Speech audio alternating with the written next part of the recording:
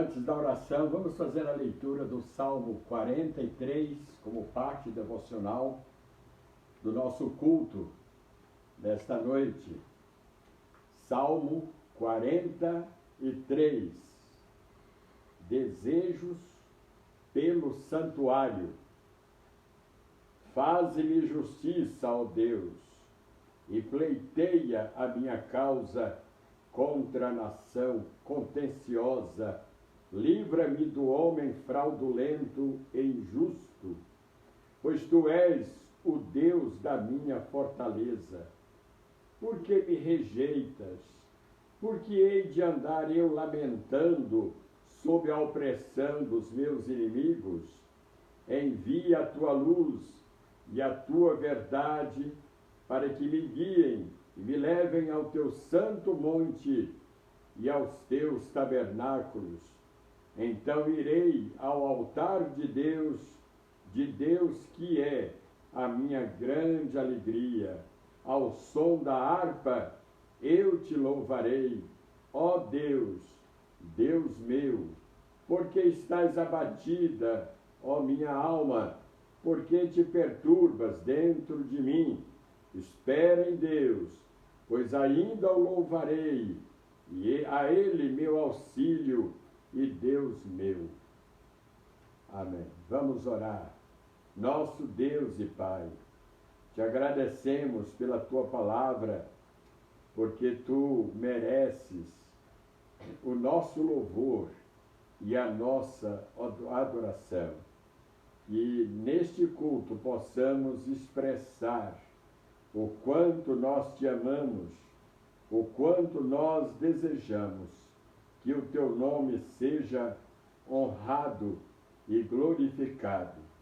Prepara os nossos corações para que neste culto façamos tudo para a glória do teu nome e que a nossa vaidade, a nossa prepotência, a nossa arrogância, o nosso eu e a nossa carne estejam, ó Deus, crucificados com Cristo, e que somente Jesus Cristo apareça em nossas vidas. Guarda e abençoe o teu povo em casa, em seus lares. Neste momento, abençoe o teu povo em todo o Brasil e em todas as nações do mundo, em nome de Jesus. Amém.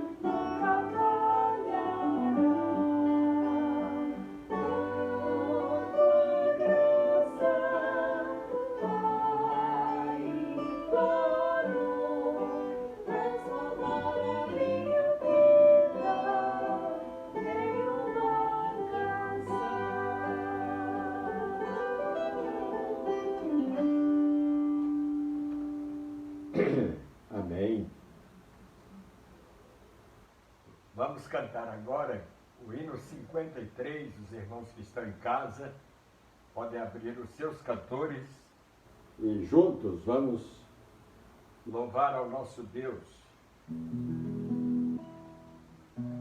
53, filhos de Sião.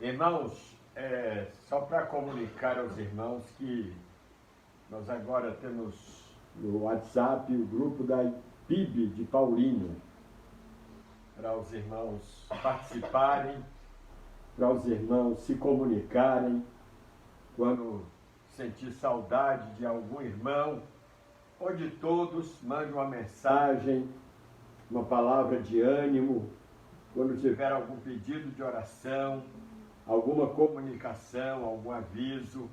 Então aproveite esse veículo, esse canal, para os irmãos então se comunicarem.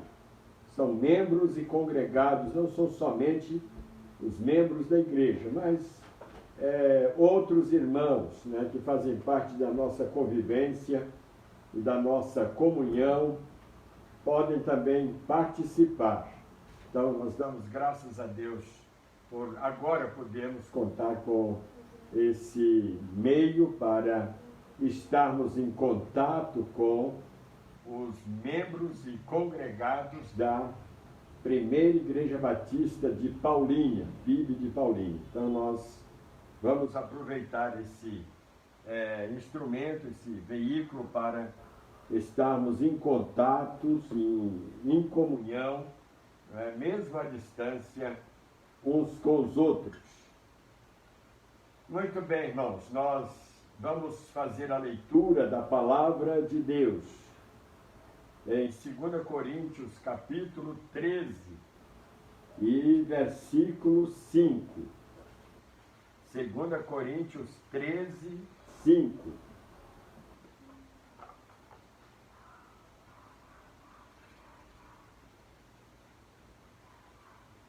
Fala a palavra de Deus o seguinte, 2 Coríntios 13, 5. Examinai-vos a vós mesmos, se realmente estáis na fé. Provai-vos a vós mesmos, ou não reconheceis que Jesus Cristo está em vós, se não é que já estáis reprovados. Eu quero chamar a atenção para a primeira parte do versículo de 2 Coríntios 13, 5. Examinai-vos a vós mesmos se realmente estáis na fé. E baseado nesse texto, vem a pergunta que é o tema da nossa reflexão nesta noite, da nossa mensagem. Como saber se estou vivendo pela fé? Quais são os critérios bíblicos? Quais são, então, as bases bíblicas que eu tenho para eu saber se, de fato, eu estou andando ou vivendo pela fé? Se perguntarmos, irmãos, para uma pessoa que não estudou biologia, o que é vida, ou por que vivemos, com certeza a resposta será do tamanho do conhecimento que esta pessoa tem. Talvez ela dirá que vida é movimento, é ação. Mas se fizermos a mesma pergunta para um biólogo, com certeza a sua resposta será inerentemente científica e dirá que vida é o período compreendido entre o nascimento e a morte. É a característica própria dos seres vivos, que possuem estruturas complexas, ou seja, moléculas, células, órgãos e tecidos, sempre crescendo e se reproduzindo.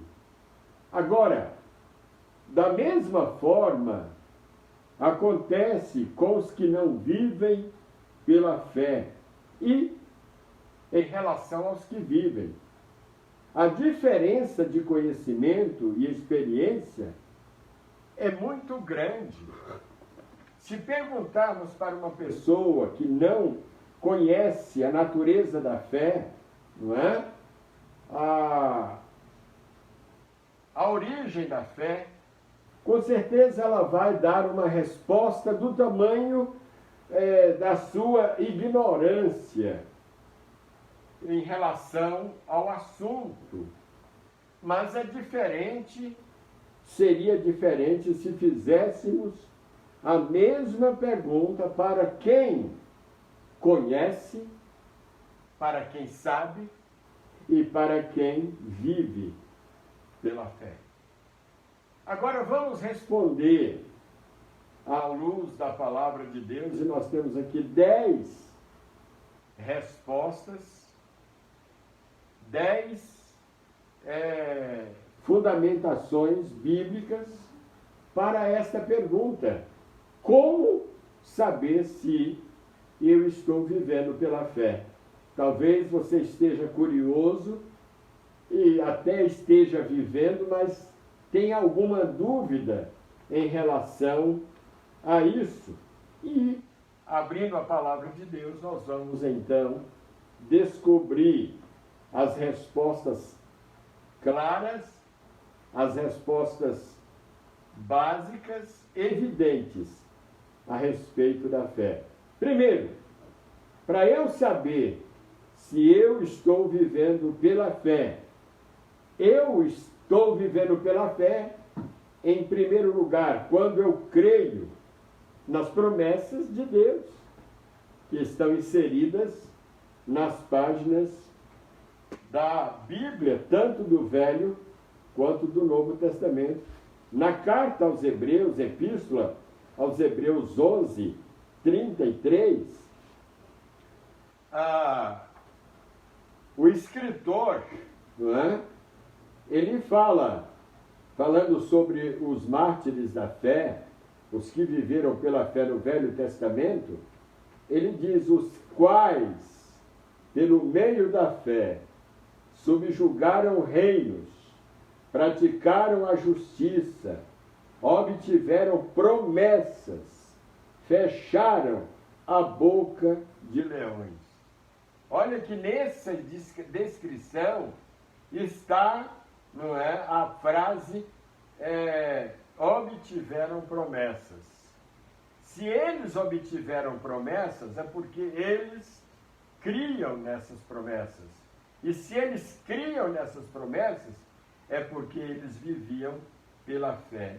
E olha que a fé que eles tinham os levou a mais distante, a mais longe. Por quê? Eles conseguiram fechar a boca de leões, né, domar a violência das feras. Pela fé, eles subjugaram reinos. Pela fé, eles praticaram a justiça. Olha, percebam que não eram homens super-homens, não é? Não eram homens de guerra, mas eles conseguiram vencer muitas muralhas, muitas batalhas, venceram feras, como foi o caso de Daniel, que na cova dos leões ele não sofreu absolutamente um arranhão, porque ele foi jogado ali e ali ele esteve pela fé. Também, Hebreus capítulo 6, de 13 a 18, diz assim: pois quando Deus fez a promessa a Abraão, visto que não tinha ninguém superior por quem jurar, Deus jurou por si mesmo, dizendo: certamente te abençoarei e te multiplicarei. E assim, depois de esperar com paciência, obteve Abraão a promessa. Pois os homens juram pelo que lhes é superior, e o juramento, servindo de garantia, de aval, para eles é o fim de toda contenda. Por isso Deus, quando quis mostrar mais firmemente aos herdeiros da promessa a imutabilidade do seu propósito, ele se colocou no meio, se interpôs com juramento, para que mediante duas coisas imutáveis, nas quais é impossível que Deus minta, forte alento tenhamos nós, que já corremos para o refúgio, a fim de lançar mão da esperança proposta. Então, vem aqui a primeira resposta, primeiro esclarecimento para a pergunta: como saber se estou vivendo pela fé? Primeiro, quando creio nas promessas de Deus e vejo estas promessas se cumprirem, tanto em minha vida, quanto nas vidas de outras pessoas, de outros crentes. Segundo, como saber se estou vivendo pela fé? Quando as tentações me assediam, porém, não me deixarei ser vencido por elas. É uma questão de fé, não é de valentia ou de conhecimentos, né? Mas de fé. Voltando à carta aos Hebreus, capítulo 2, versículo 18, fala a palavra de Deus: pois naquilo que ele mesmo, Jesus, sofreu, tendo sido tentado, é poderoso para socorrer os que são tentados. Quando as tentações me assediam, porém não me deixarei ser vencido por elas. Isso aí é uma decisão de fé, é uma questão de fé. 1 Coríntios, capítulo 10, versículo 13, palavra do Senhor. 1 Coríntios 10, 13, também nos explica muito bem a respeito desse assunto. Fala assim: não vos sobreveio tentação que não fosse humana. Não é? Por que ele fala não, humana? Porque anjos não são tentados. Não é? Cristo foi tentado porque ele foi homem e viveu aqui na terra. Não vos sobreveio tentação que não fosse humana, mas Deus é fiel. Isso aqui faz toda a diferença.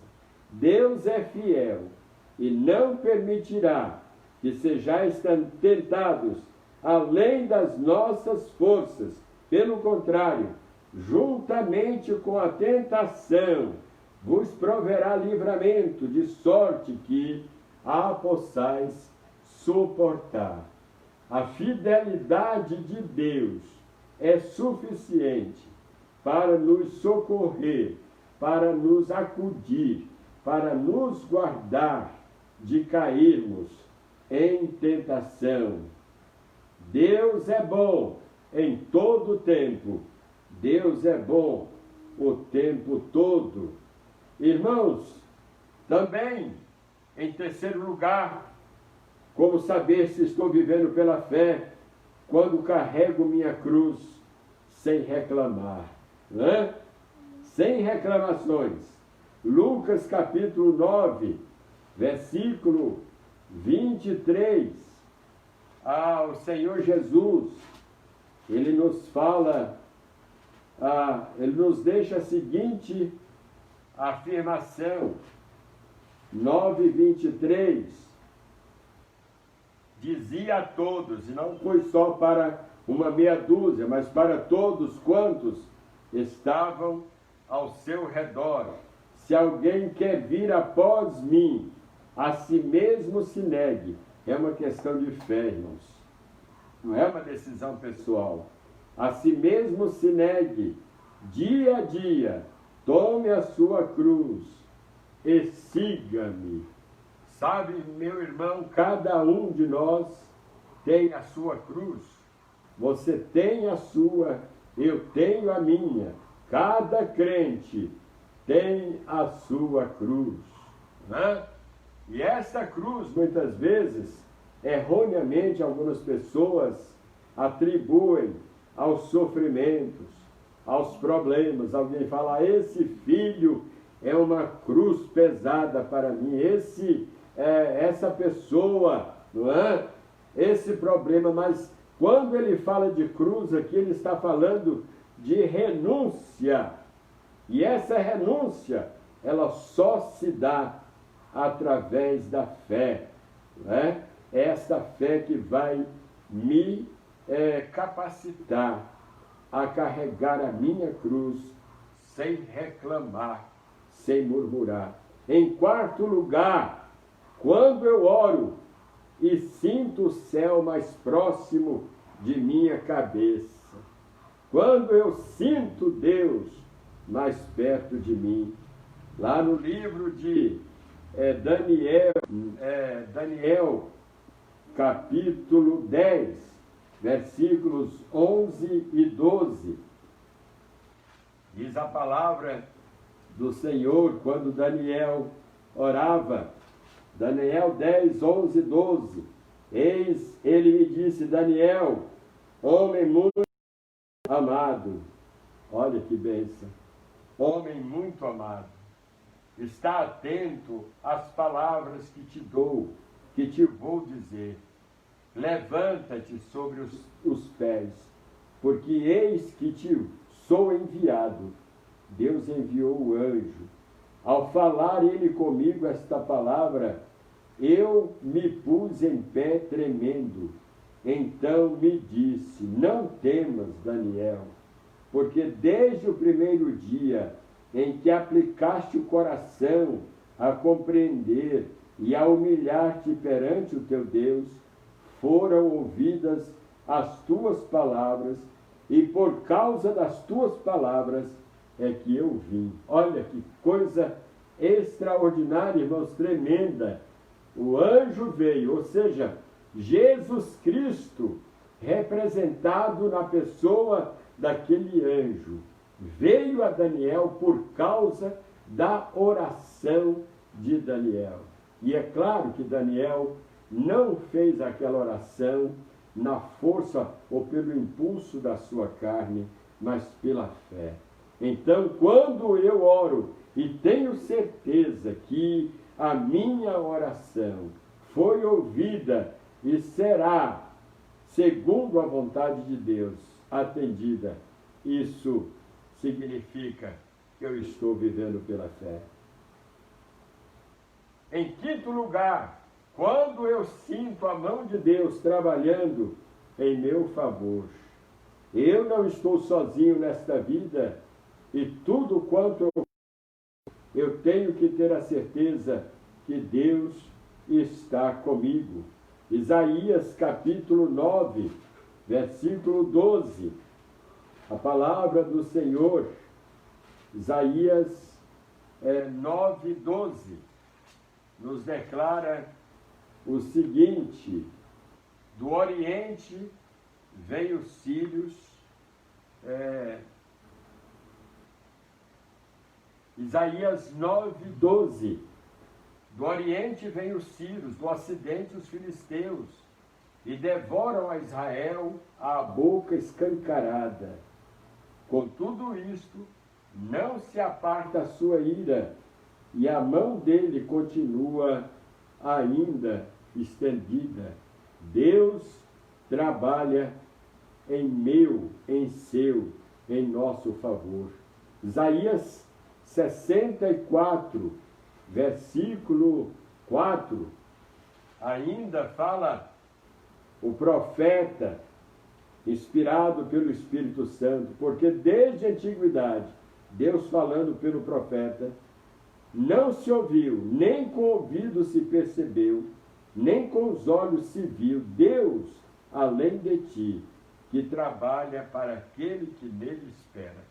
Irmãos, que privilégio sabermos que Deus trabalha em nosso favor. Deus vive, Deus existe para fazer aquilo que é para o nosso bem. Mas antes de fazer algo para o nosso bem, o que ele faz é para a glória do nome dele. Em sexto lugar, quando encaro os desafios com otimismo e segurança, e confiança, quando eu não vacilo, quando vêm as lutas, quando eu sou confrontado pelos problemas desta vida, eu vou encarar tudo isso com otimismo e confiança. 2 Coríntios, capítulo 4, versículos 8 e 9, diz a palavra de Deus: em tudo somos atribulados, porém não angustiados, perplexos, porém não desanimados, perseguidos, porém não desamparados, abatidos, porém não destruídos.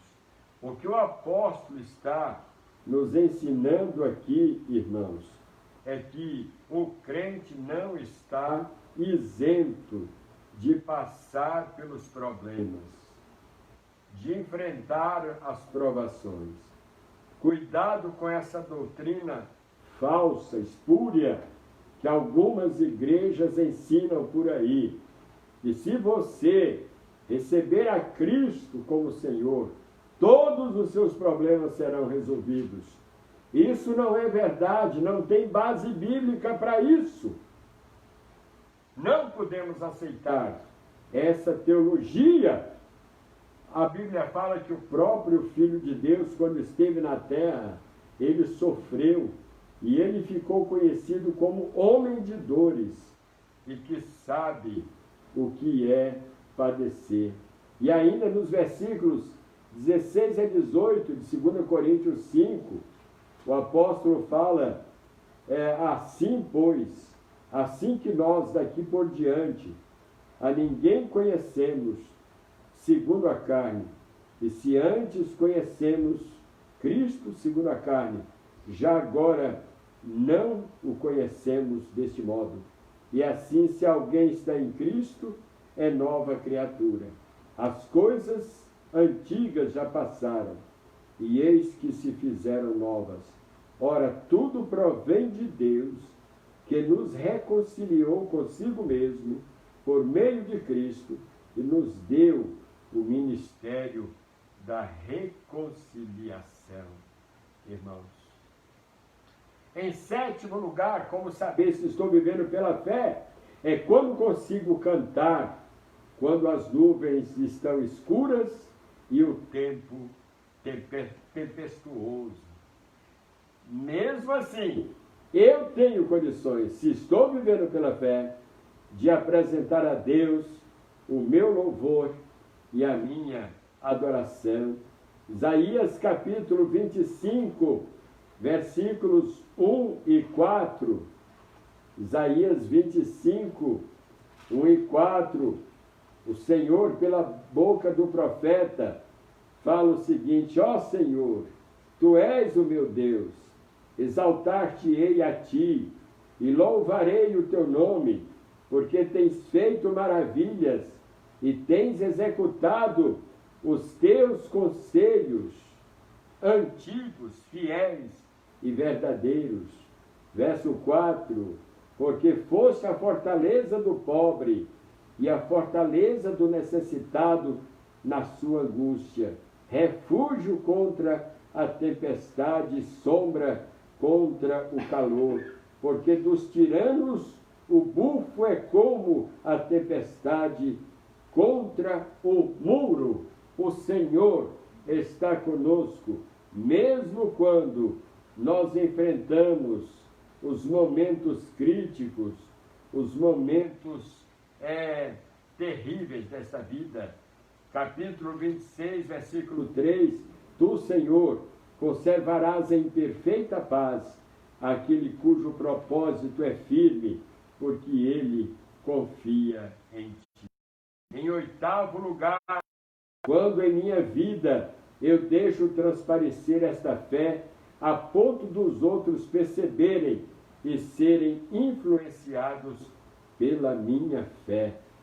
Romanos capítulo 4, de 17 a 24, o apóstolo Paulo nos fala o seguinte, Romanos capítulo 4, 17 a 24, ele diz: como está escrito, por Pai de muitas nações, te constituí perante aquele no qual creu, o Deus que dá vida aos mortos e chama à existência as coisas que não existem. Abraão, esperando contra a esperança, creu, para vir a ser o pai de muitas nações, segundo lhe fora dito: assim será a tua descendência. E sem enfraquecer na fé, embora levasse em conta o seu próprio corpo envelhecido, amortecido, Abraão, sendo já de 100 anos, e a idade avançada de Sara, não duvidou por incredulidade da promessa de Deus, mas pela fé se fortaleceu, dando glória a Deus, estando plenamente certo de que ele era Deus poderoso para cumprir com o que prometera, pelo que lhe foi também imputado isso para a justiça. E não somente por causa dele, de Abraão, está escrito que ele foi levado em conta, mas também por nossa causa. Deus trouxe até nós essa promessa, posto que a nós igualmente nos será imputado, a saber, a nós que cremos naquele que ressuscitou dentre os mortos, a Jesus Cristo, nosso Senhor. Em nono lugar, como saber se estou vivendo pela fé? Quando as minhas decisões são tomadas com absoluta convicção da aprovação de Deus e delas, eu não vou me arrepender. Eu já conheci, eu já vi, já fiquei sabendo de muitos que se arrependeram de terem tomado decisões precipitadas, por não terem orado, por não terem consultado a Deus, depois se arrependeram tremendamente, pagaram um preço muito alto. Mas quem toma uma decisão pela fé, na dependência de Deus, não vai se arrepender jamais. Colossenses capítulo 3, versículo 17, o apóstolo nos fala assim: e tudo que fizerdes, olha aqui, tudo, seja em palavra, seja em ação, fazei-o em nome do Senhor Jesus, não por instinto, não pela intuição, mas em nome do Senhor Jesus, dando por ele graças a Deus Pai. Por isso que Jesus ensinou na oração dominical, dizendo: seja feita a tua vontade, assim na terra como no céu. Ó, meus irmãos, nós temos dois instrumentos tremendamente poderosos, chamado Bíblia e oração.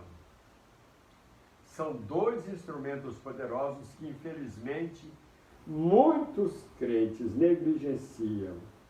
Muitos membros de nossas igrejas negligenciam. Passam, irmãos, semanas, dias, semanas, meses e até anos sem tocar na palavra de Deus, sem meditar na palavra de Deus.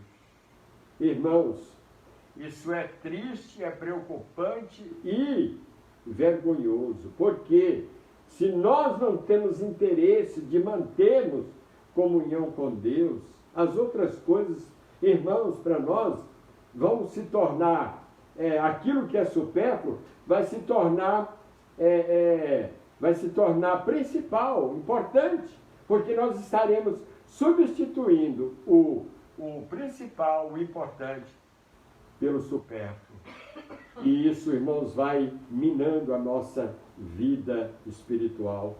Nós vamos deixando de ser crentes de oração, crentes de testemunho. Agora imagine só um crente desses que não tem convivência com Deus, não tem comunhão com Deus, passam dias sem orar, sem ler a palavra de Deus.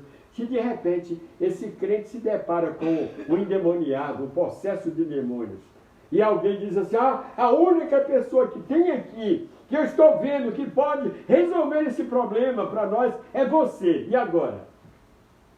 Sabe o que vai acontecer? O demônio vai dizer: que moral você tem, que autoridade você tem para me expulsar, para me tirar desse corpo? Se você não anda em comunhão com o seu Deus, não vive em comunhão com o seu Deus. Isso é vergonhoso. Irmãos, eu já ouvi situações dessa natureza, semelhantes a essa, do demônio tirar sarro da cara de um crente, de um membro de igreja. Quando ele tentou expulsá-lo, aquele demônio, naquela pessoa dava gargalhada, dizia: eu não tenho medo de você, você não tem moral, autoridade para tentar me tirar desse corpo.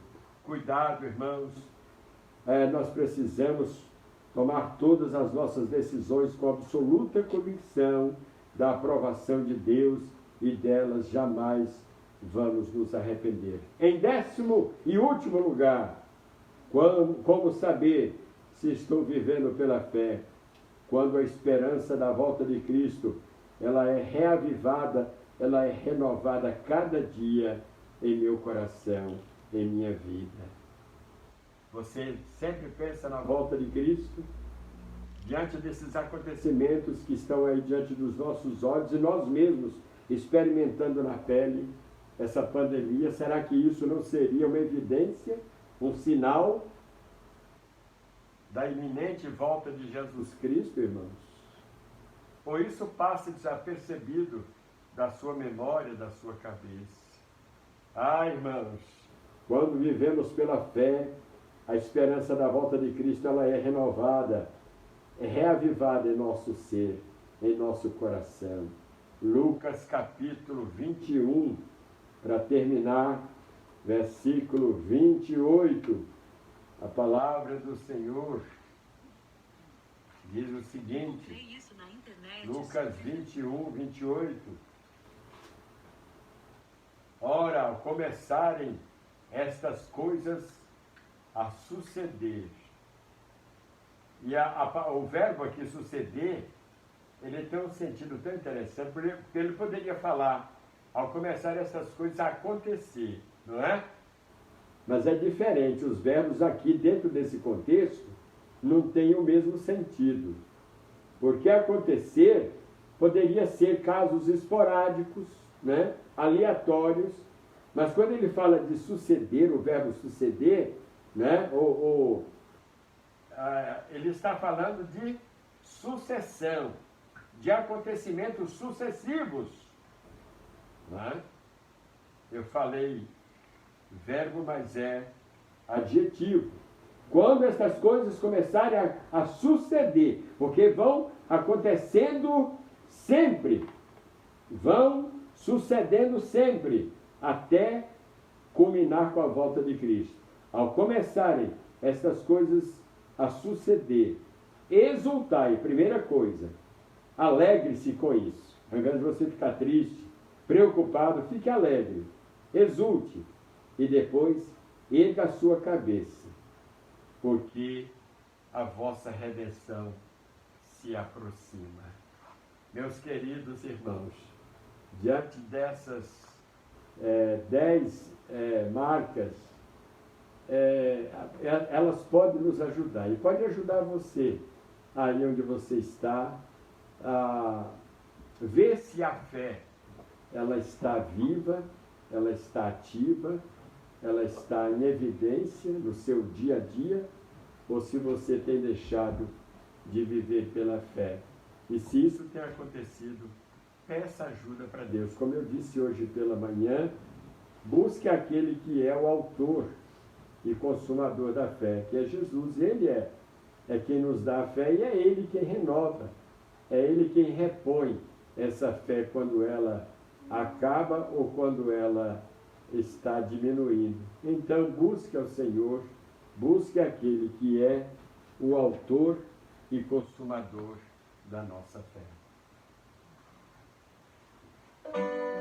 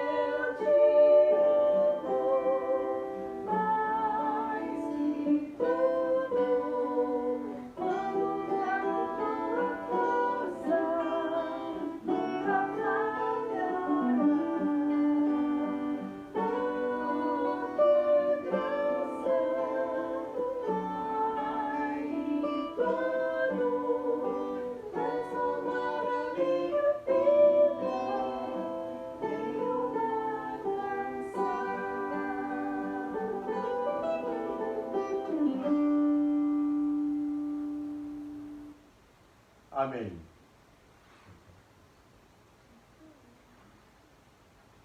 Os irmãos abram seus cantores, vamos encerrar com o hino 451. Os irmãos com certeza desejam louvar conosco o nosso Deus e queremos dar essa oportunidade para os irmãos também participarem dos louvores. 451.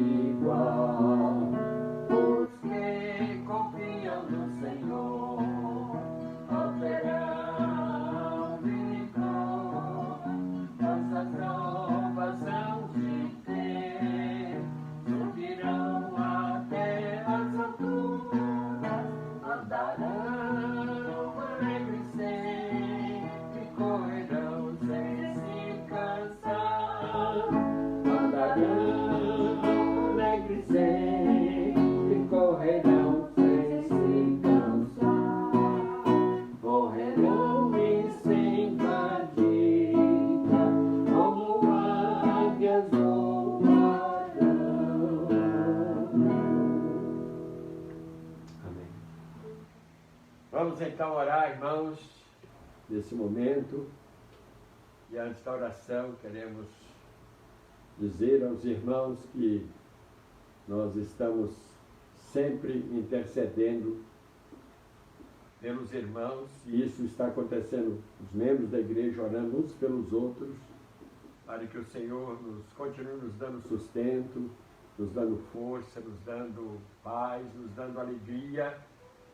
Nada de desânimo, nada de negativismo, sempre crendo, sempre confiando, sempre colocando a sua confiança, a sua fé naquele Deus que não falha, que não muda, e no tempo certo Ele vai dissipar essa nuvem e vai nos dar a oportunidade de estarmos juntos novamente. Vamos orar. Senhor, nosso Deus, te agradecemos por este culto, te agradecemos pelos louvores, te agradecemos pela tua palavra, que nos instrui, que nos ensina, que nos educa, que nos capacita, Pai. Ajuda-nos em nossas fraquezas, perdoa-nos pelos nossos muitos momentos de negligência, de omissões, ó Deus, em relação às coisas espirituais. Nós nos envolvemos tanto com as coisas materiais, envolvemos tanto com as coisas nossas e tantas vezes negligenciamos as coisas tuas. Ajuda-nos, Senhor, a sermos fiéis, desperta nossos corações para que nós sintamos mais prazer, mais alegria, mais desejo de nos envolvermos com os assuntos espirituais. Abençoe o teu povo, abençoa, Pai, os lares, as famílias, abençoe os pastores, as igrejas, os missionários. Ajuda, Senhor, aqueles que estão doentes, cura, Pai, cuida dos que estão sofrendo, ó Deus, liberta os que estão presos e sofrendo castigos por amor a Cristo. Ó Deus amado, abençoa-nos nesta semana, abençoa o teu povo, em nome de Jesus. Amém.